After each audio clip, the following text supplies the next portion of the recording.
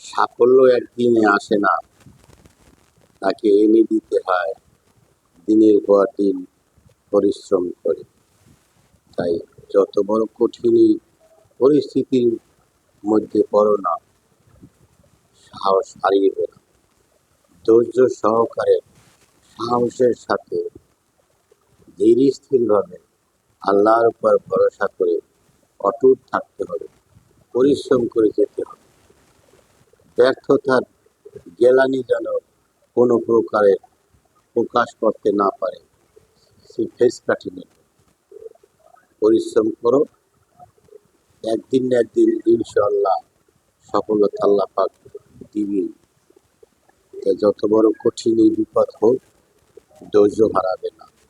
ইন্নাল্লাহ মা সাবিরিন, আল্লাহর প্রতি অটল বিশ্বাস রেখে ধৈর্য সহকারে পরিস্থিতি মোকাবেলা করতে হবে, তবেই তুমি সফলতা পাবে ইনশাআল্লাহ।